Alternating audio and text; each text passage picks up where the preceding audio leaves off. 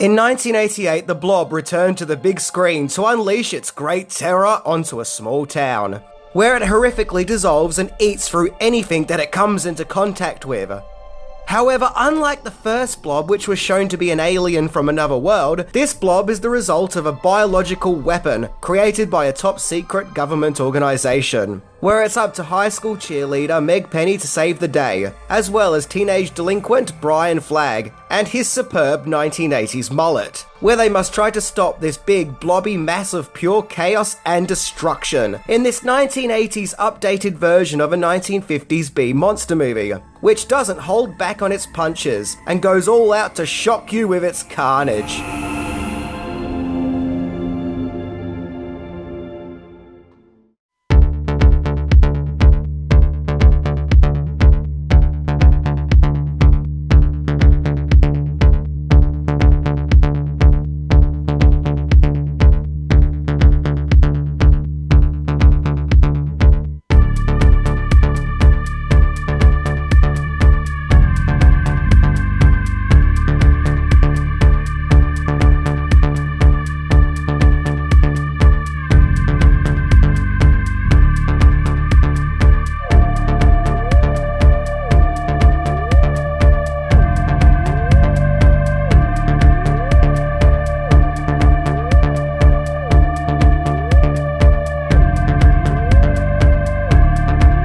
So while we're here in the Minty video store, I may as well rent out the Blob remake. Check out the cover on this VHS.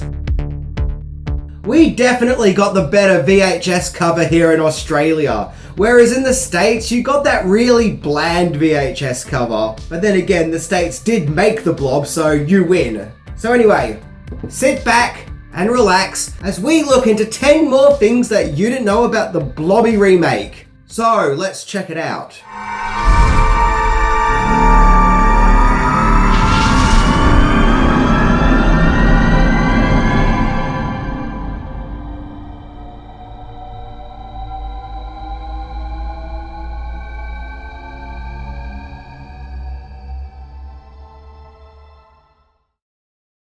Number 10. From one studio to another to another.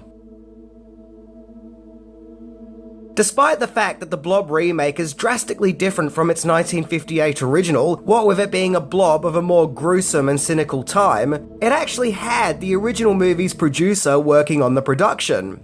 Jack H. Harris had produced the original Blob movie and returned to produce the remake too. In fact, in the 30-year span in between Blob movies, saw him produce several other well-known popular films, including Schlock and Dark Star. And even the campy sequel to the original Blob, Beware the Blob, otherwise known as Son of the Blob, also known as the movie that JR shot. He apparently was even in talks with John Carpenter to direct the Blob remake at one stage. New World Pictures had purchased the rights to create a Blob remake in 1986. The company was having success with horror at the time, having distributed House and Hellraiser. And that moment would have seemed ripe for a Blob remake, thanks to the 1980s remakes of The Thing and The Fly, two movies that took brutal, gruesome approaches to 1950s B monster movies. And really, just like The Blob, The Thing and The Fly dive into similar themes of body horror. However, things didn't work out with New World Pictures, and the production switched companies, with Cinema Group Pictures now producing The Blob. However, shortly before The Blob's scheduled release, Cinema Group Pictures went bankrupt. But thankfully, TriStar Pictures came to the rescue and purchased The Blob's distribution rights and thus released the movie. When you think about it, the Blob remake is lucky that another production swept in and saved the day. Or it could have been another Bill and Ted's Excellent Adventure situation, with the movie sitting on a shelf collecting dust for several years. Number 9. Third collaboration of a movie-making dream team. The Blob remake was directed by Chuck Russell and was written by Russell and Frank Darabont, and The Blob was Russell and Darabont's third collaboration. The two filmmakers had previously worked together on the 1981 slasher movie Hell Night, of which Russell was executive producer and Darabont was a production assistant. The two filmmakers' next movie would be their big crowning achievement, where they gave us A Nightmare on Elm Street 3, The Dream Warriors, which Russell directed and Darabont co-wrote, which proved just how ambitious these two filmmakers were and how they were really pushing boundaries of what could be achieved on screen. Incidentally, Russell and Darabont had supposedly written the script for The Blob before A Nightmare on Elm Street Part 3, and were already pitching their idea of the movie to the studio, and that The Blob's production was put on hold so they could get to work on A Nightmare on Elm Street 3. And of course, after The Blob, Chuck Russell would go on to direct the superb Jim Carrey fantasy comedy movie The Mask, and Frank Darabont would go on to direct The Shawshank Redemption and The Green Mile, as well as developing the Walking Dead TV series. So clearly there was two very talented filmmakers working on the Blob remake. Number 8. The new Blob, mean and nasty. Now I gotta admit it, as much as I love the original Blob, and I do, I can't help but feel like that it looks delicious. When I'm watching this thing, I'm not shrieking with fear, but instead I'm always thinking, yeah, I could totally chow down on some Jell-O right now. The Blob remake was going to update things and be a special effects extravaganza, with a budget nearly 80 times more than the original. The Blob itself this time round was mainly made out of silk bags filled with methyl cellulose, which is a thickening agent for food which is often used for milkshakes. So the Blob is probably bringing all the boys to the yard. On set, the creature got the nickname the Blob Quilt. Unlike the original movie, which reveals the Blob to be an alien creature, the remake shows it to be part of a biological weapon created by the government. Frank Darabont and Chuck Russell's approach for this new updated Blob is that it was going to be an inside-out stomach covered in a corrosive acid that will dissolve and burn through anything that it comes into contact with. The special effects for the Blob remake were created by Tony Gardner, who would go on to create the effects for other popular movies, including Darkman, Zombieland, and Bad Grandpa, and even helped to design the futuristic helmets for Daft Punk. Yes, the same man who gave us the disgusting Blob of '88 also gave us the Daft Punk helmets. True story. Number 7. A Father and Son Legacy. The Blob remake actually has a huge cast of characters who are featured throughout the movie, including Paul McCrane, who previously played one of the thugs in RoboCop, Jack Nance, aka Henry from Eraserhead, Candy Clark, and Jeffrey DeMunn. And even one of the Wheelers from Return to Oz shows up in the movie, as well as Jameson Newlander, aka Alan Frog from The Lost Boys. This cast really is a who's who. The impressive cast was led by actress Shawnee Smith, as a high school cheerleader turned badass Meg Penny, and platoon actor Kevin Dillon as the town's local misunderstood bad boy Brian Flagg, who is this movie's Steve McQueen equivalent, who played the young teenage male lead in the original. However, the actor the production were originally eyeing up for the part of Brian Flagg was Steve McQueen's real-life son, Chad McQueen, who had previously starred as one of the Cobra Kai bullies in the original Karate Kid. So had he accepted the role, there would have been that special father-son link between the two movies. However, Chad McQueen turned the part down for two reasons. One, he didn't want to take on a role just as a replacement for his father, and he thought the script was a bit crap. Number 6. The cast and crew got through the shoot by sleeping all day and crawfish. Although The Blob is set in California, the filming of the movie actually took place at downtown Abbeville, Louisiana. The shoot started in January and lasted till May. The town looks small and quaint and peaceful, and almost has a sort of Stephen King look and feel about it. The Blob's production brought with it 150 cast and crew members, all of whom stayed at a local travel lodge. Considering most of the Blob's story takes place over one night, most of the filming was done at nighttime. To accommodate for this, the cast and crew became somewhat nocturnal and slept in their travel lodge rooms during the day and would get up to work all night.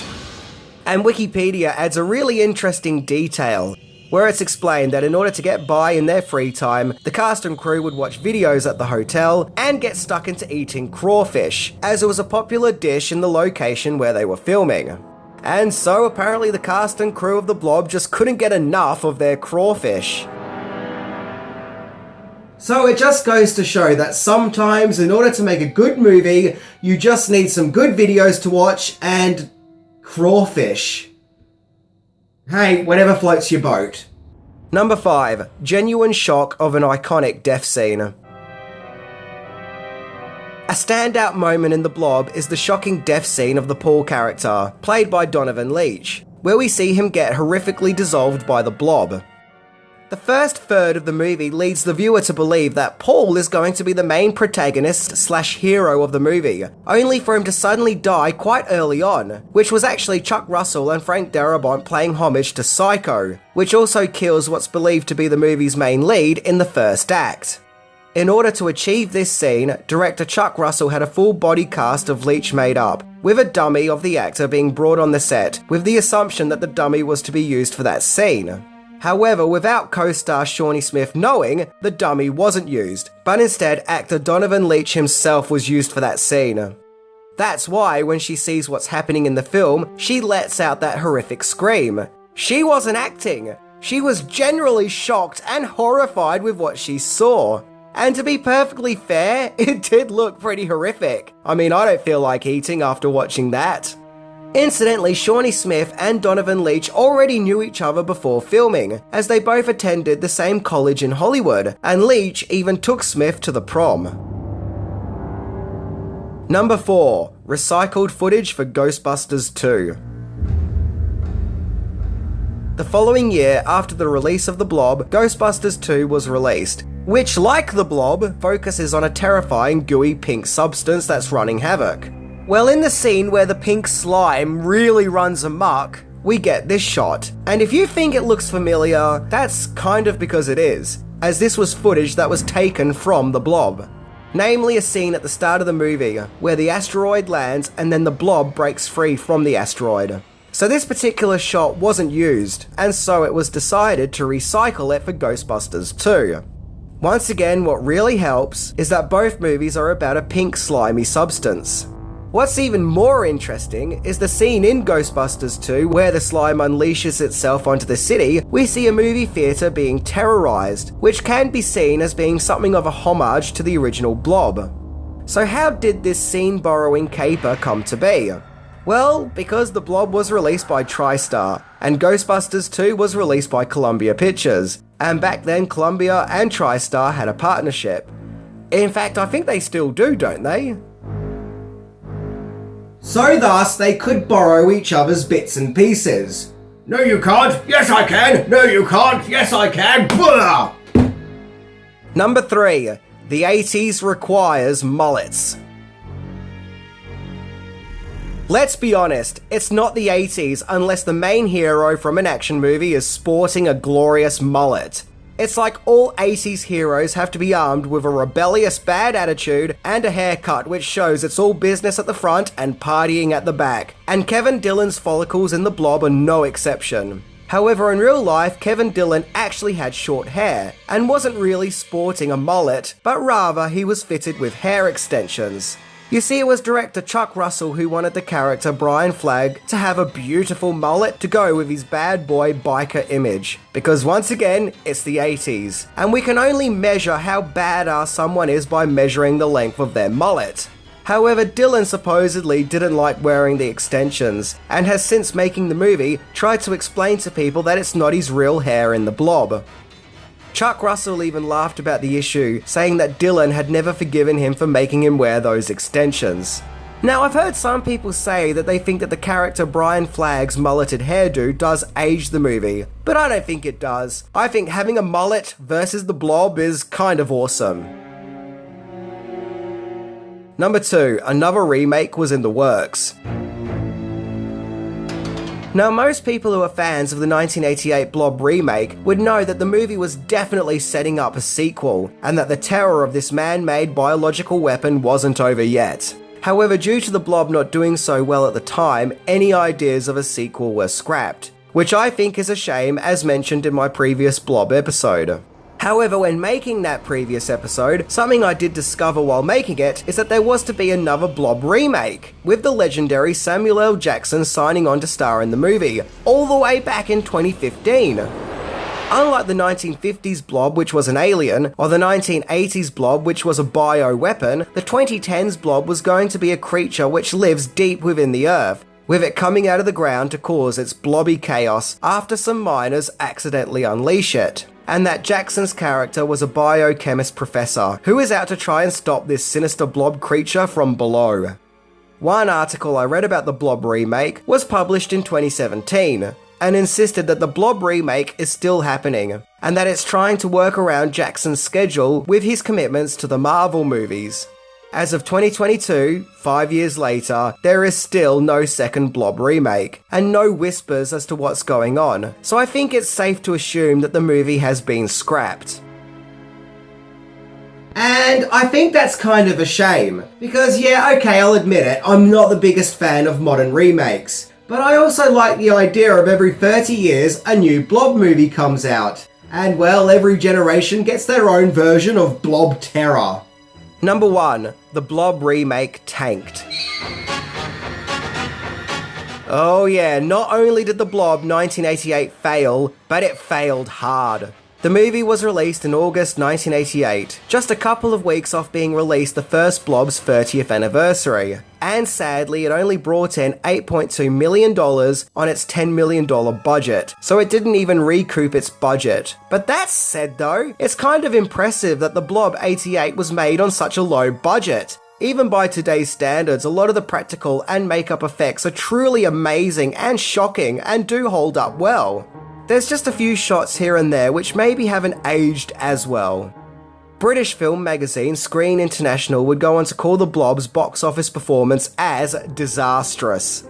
The movie also got fairly mixed reviews from critics. Some felt that it lacked the charm and originality of the first movie, whereas others did see it as the Blob for the modern age, the Stephen King generation who are now living in a day and age of gruesome and gory movies, and that the remake was a transition of the 1950s B-movie era to the modern Ronald Reagan days of the 80s. When talking about the Blob's failings, director Chuck Russell said that he felt that it was a mistake adding more humour and thus making the movie more funny, which he felt didn't work, which I don't necessarily agree with, but whatever. And that it was released during the summer with lots of other big movies which also came out at that time. These other movies included Who Framed Roger Rabbit and Die Hard, two movies that were just impossibly popular.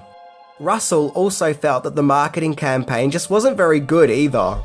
The best review of the Blob remake came from Slant magazine, which claims the Blob remake improves on the original, and that it has, quote, gracefully repulsive special effects and an agreeable post-Watergate anti-authoritarian message. I, in all honesty, love this movie. It's one of my favourite horror movies from the 80s, and definitely one of the most shocking. Whereas I agree the first Blob movie is a classic, I generally believe that the remake is a better movie. The Blob remake may have taken a hit when it was first released, but that doesn't mean that it's anything less of a horror classic, especially considering it came out during a decade that was full of horror classics.